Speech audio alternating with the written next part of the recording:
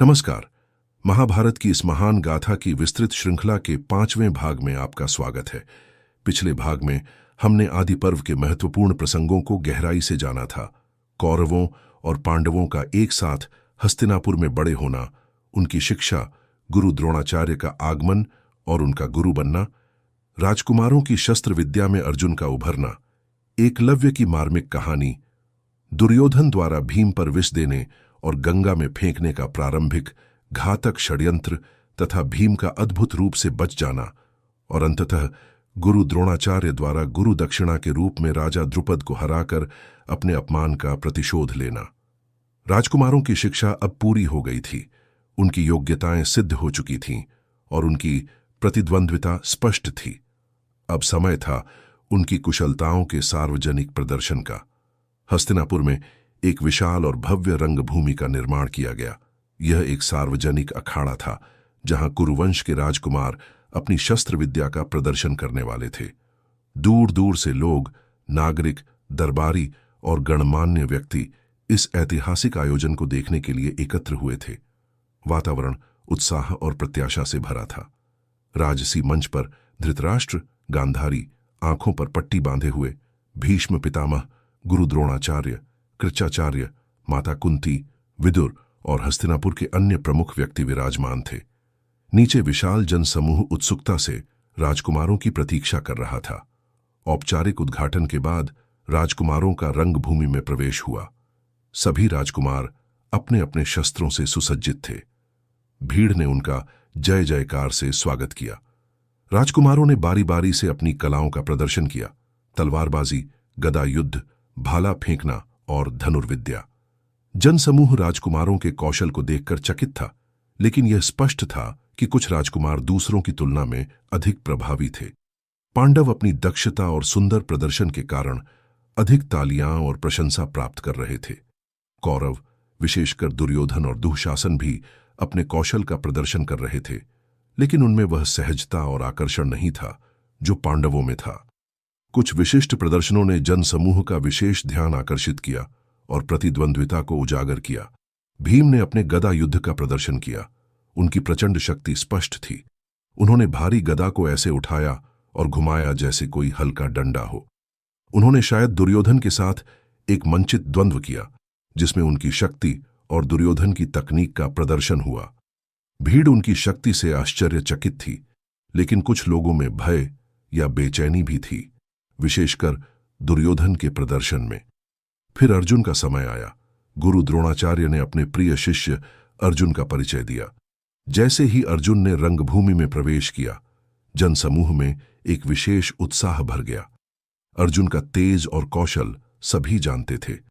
अर्जुन ने अपनी धनुर्विद्या का अद्भुत प्रदर्शन किया। उन्होंने एक साथ कई बाण चलाए, असंभव लक्ष्यों को भेदा, अत्यंत छोटे छिद्रों से बाण निकाले। उन्होंने दिव्यास्त्रों का प्रयोग किया जो उन्हें गुरु द्रोण से प्राप्त हुए थे। यद्यपि उन अस्त्रों के पूर्ण का प्रदर्शन नहीं किया, केवल कौशल दिखाया। उन्होंने बाणों से आकाश में भ्रम बनाए, जैसे कि आकार या शब्द बनाना। अर्जुन के प्रत्येक प्रदर्शन पर जनसमूह गगनभेदी तालियों और जयकारों से उनका उत्साह बढ़ा रहा था। गुरु द्रोणाचार्य अपने शिष्य के प्रदर्शन से अत्यंत गर्वित और अत्यधिक प्रसन्न थे। यह स्पष्ट था कि अर्जुन उपस्थित राजकुमारों में सर्वश्रेष्ठ धनुर्धर थे। अर्जुन का प्रदर्शन समाप्त हो गया था।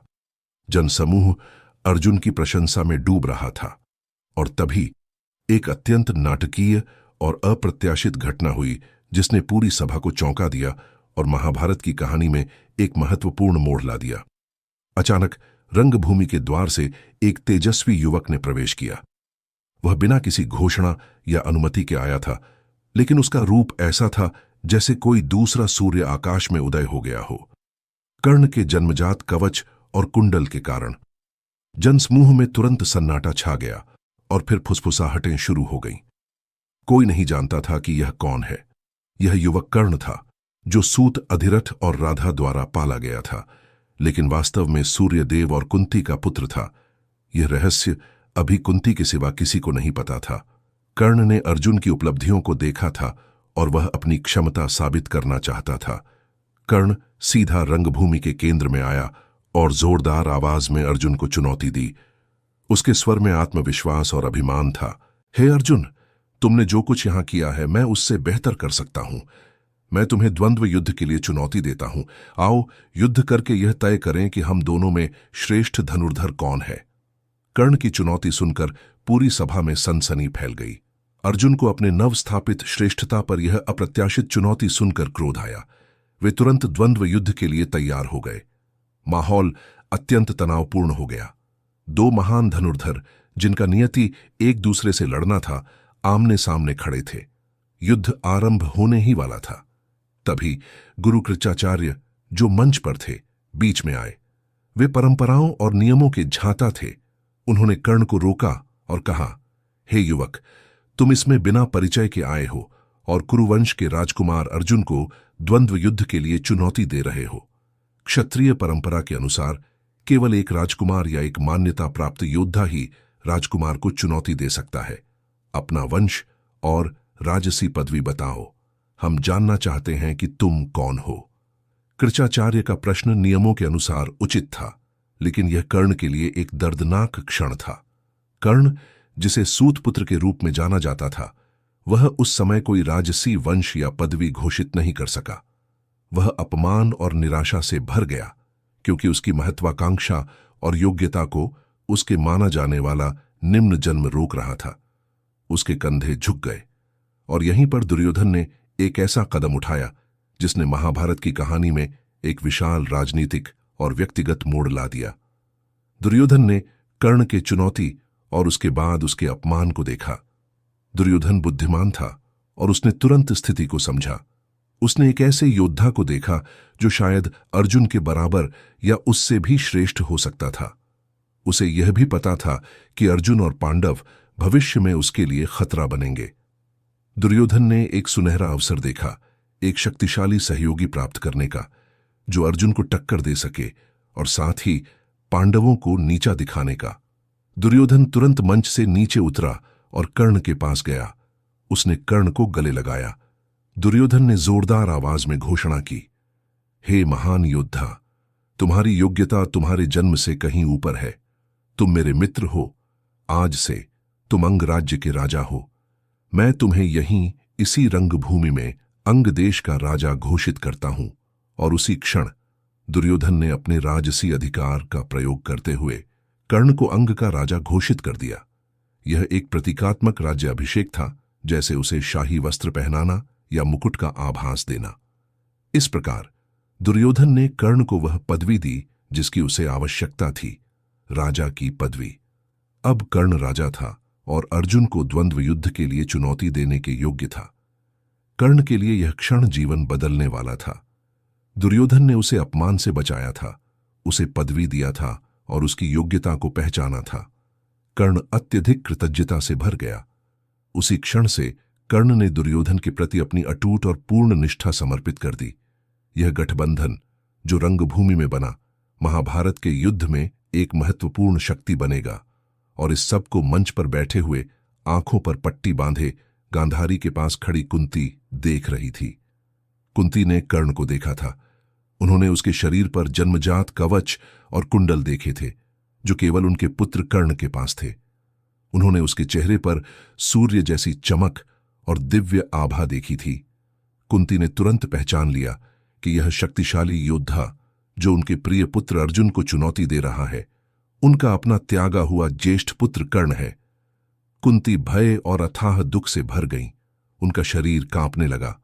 उनका रहस्य, उनके जीवन की सबसे बड़ी दुखद घटना उनके सामने खड़ी थी, अर्जुन के सबसे बड़े प्रतिद्वंद्वी के रूप में। वह कुछ कह नहीं सकती थी। सामाजिक कलंक और इस भयानक परिस्थिति की राजनीतिक जटिलताओं के कारण उन्होंने मूक पीड़ा में यह सब देखा। भीष्म और द्रोणाचार्य ने भी इस घटना को देखा। वे कर्ण की योग्यता को पहचान गए थे। वे दुर्योधन के राजनीतिक दांव से भी अवगत थे। उन्हें इस नए और अर्जुन तथा कर्ण के बीच इस उभरती हुई की जटिलताओं का एहसास हुआ। रंगभूमि में माहौल इतना आवेशपूर्ण हो गया था और सूर्य भी अस्त होने लगा था, इसलिए और के बीच का द्वंद्व उस दिन के लिए स्थगित कर दिया गया। लेकिन उनकी प्रतिद्वंद्विता आधिकारिक रूप से घोषित हो गई थी और यह व्यक्तिगत प्रतिशोध और नियति के संघर्ष में बदल गई थी। रंगभूमि का प्रदर्शन समाप्त हुआ। इस आयोजन ने हस्तिनापुर के नागरिकों और कुलीनों के सामने राजकुमारों की योग्यताओं को उजागर कर दिया था। यह स्पष्ट था कि पांडव, विशेषकर अर्जुन और युधिष्ठिर, अपनी सत्यनिष्ठा और गुणों के कारण अधिक लोकप्रिय थे और उन्हें भावी शासक के रूप में अधिक पसंद किया जाता था, जबकि कौरव अपने अहंकार और दुर्योधन के व्यवहार के कारण कम लोकप्रिय थे। पांडवों की बढ़ती लोकप्रियता और योग्यता ने दुर्योधन के मन में भय और असुरक्षा को और बढ़ा दिया। उसे लगा कि यदि पांडव हस्तिनापुर में रहे तो वह कभी राजा नहीं बन पाएगा। उसका घृणा घातक षड्यंत्रों में बदलने लगा।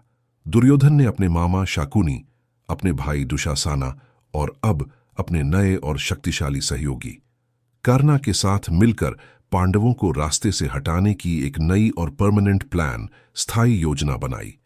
शकुनी, जो धूर्तता और षड्यंत्रों का उस्ताद था, उसने सुझाव दिया कि पांडवों को हस्तिनापुर से दूर भेज दिया जाए, जहां वे अकेले और कमजोर पड़ जाएंगे, और फिर उन्हें स्थायी रूप से समाप्त कर दिया जाए। और यहीं पर कुख्यात योजना आकार लेती है, लाक्षागृह यानी लाख का घर। षड्यंत्र यह था कि वारणावत नामक एक दूरस्थ नगर में एक सुंदर महल या घर का निर्माण किया जाए। इस घर को पूरी तरह से या मुख्य रूप से अत्यधिक ज्वलनशील सामग्री जैसे लाख, राल, सन और तेल से बनाया जाएगा।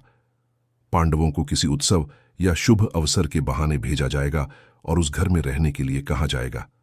योजना यह थी कि जब पांडव और माता कुंती उस घर में सो रहे होंगे, तब रात में घर में आग लगा दी जाएगी ताकि वे सभी जलकर मर जाएं। दुर्योधन और शकुनी ने इस षड्यंत्र को राजा धृतराष्ट्र के सामने प्रस्तुत किया। उन्होंने धृतराष्ट्र को समझाया कि पांडवों को भेजना आवश्यक है, शायद उत्सव का उल्लेख किया या उन्हें किसी राज्य कार्य से भेजा जाए। धृतराष्ट्र का पुत्र मोह इतना प्रबल था और उन्हें अपनी आंखों से दिखाई नहीं देता था कि यह कितना घातक षड्यंत्र है। विदुर ने संभवतः इस योजना का विरोध किया होगा क्योंकि वे धर्मात्मा थे, लेकिन धृतराष्ट्र अपने पुत्र दुर्योधन की बातों में आ गए और इस योजना को मंजूरी दे दी। धृतराष्ट्र की यह मिली भगत या कमजोरी भी भविष्य के विनाश का एक कारण बनी। पांडवों को धृतराष्ट्र का औपचारिक आदेश मिला कि वे माता कुंती के साथ जाएं और वहां बनाए गए नए घर में रहें और उत्सव में भाग लें। पांडवों ने शाही आज्ञा स्वीकार कर ली, लेकिन पांडवों के प्रस्थान से ठीक पहले विदुर, जो षड्यंत्र को समझ गए थे, ने युधिष्ठिर को गुप्त चेतावनी देने का निश्चय किया। विदुर ने युधिष्ठिर से एकांत में बात की और यहां एक महत्वपूर्ण मोड़ आता है। विदुर ने सीधे शब्दों में चेतावनी नहीं दी, बल्कि गुप्त भाषा या रूपकों का प्रयोग किया, जिसे केवल युधिष्ठिर अपनी बुद्धि के कारण समझ सकते थे। विदुर ने युधिष्ठिर से कहा, पुत्र, तुम्हें वर्णावाता भेजा जा रहा है। वहां एक ऐसा घर बनाया गया है जो अत्यधिक ज्वलनशील सामग्री से बना है। आग ऐसे घरों के लिए घातक होती है। जो व्यक्ति अपने इंद्रियों को नियंत्रित कर सकता है, उसे आग से भय नहीं होता। जंगल आग से अधिक सुरक्षित होता है उन लोगों के लिए जो रास्ता जानते हैं। उन्होंने शायद आग और ज्वलनशील सामग्री के विषय में बातें की और यह भी बताया कि जो व्यक्ति सावधान और चतुर होता है, उसे खतरा कम होता है। युधिष्ठिर ने विदुर के गुप्त शब्दों को समझा। उन्हें तुरंत आभास हो गया कि में उनके लिए बनाए गए घर में कोई खतरा है और वह खतरा आग का है। उन्हें पता चल गया कि यह उनके विरुद्ध एक षड्यंत्र है। पांडव अब पूर्व चेतावनी प्राप्त थे, लेकिन उन्हें ऐसा दिखाना था जैसे वे कुछ नहीं जानते। पांडवों और माता कुंती ने हस्तिनापुर से वर्णावाता के लिए प्रस्थान किया। हस्तिनापुर के नागरिक और कुछ दरबारी उनके जाने से दुखी थे, क्योंकि वे पांडवों को पसंद करते थे और उन्हें कुछ अशुभ होने का आभास था। कौरव और उनके सहयोगी गुप्त रूप से प्रसन्न थे, क्योंकि उन्हें लगा कि उनकी योजना अब सफल होगी। पांडव भीतर से सावधान और तैयार थे, लेकिन उन्होंने बाहर से कोई चिंता नहीं दिखाई। पांडव और कुंती वर्णावाता पहुंचे। वहां उनका भव्य स्वागत किया गया और उन्हें सुंदर नवनिर्मित घर दिखाया गया। पांडवों ने घर का निरीक्षण किया और विदुर द्वारा दी गई चेतावनी की पुष्टि की। उन्होंने देखा कि घर वास्तव में लाख और अन्य ज्वलनशील सामग्री से बना है और इसे आग लगाने के लिए गुप्त प्रबंध किए गए हैं। पांडव और कुंती अब उस लाक्षागृह में रहने लगे। वे जानते थे कि खतरा आसन्न है और उन्हें सतर्क रहना होगा। उन्हें रात में आग लगने का इंतजार करना था और सही समय पर बाहर निकलने की योजना बनानी थी। दुर्योधन और उसके सहयोगी आश्वस्त थे कि उनकी योजना सफल होगी और पांडव हमेशा के लिए रास्ते से हट जाएंगे। यह था महाभारत की इस विस्तृत कथा श्रृंखला का 5वां भाग। हमने राजकुमारों की योग्यताओं के भव्य सार्वजनिक प्रदर्शन रंगभूमि को विस्तार से जाना। जहां कर्ण का नाटकीय प्रवेश हुआ, अर्जुन से उनकी जीवन भर की प्रतिद्वंद्विता आरंभ हुई और दुर्योधन ने कर्ण को अंग देश का राजा बनाकर एक महत्वपूर्ण और भाग्यवादी गठबंधन बनाया। हमने कुंती की कर्ण को पहचानकर हुई मूक पीड़ा को भी समझा। हमने हस्तिनापुर में पांडवों की बढ़ती लोकप्रियता और इसके कारण दुर्योधन के बढ़ते भय तथा घातक षड्यंत्र, लाक्षागृह, जतुगृह की योजना का निर्माण, धृतराष्ट्र की मिली भगत और विदुर द्वारा युधिष्ठिर को दी गई गुप्त चेतावनी को भी गहराई से जाना।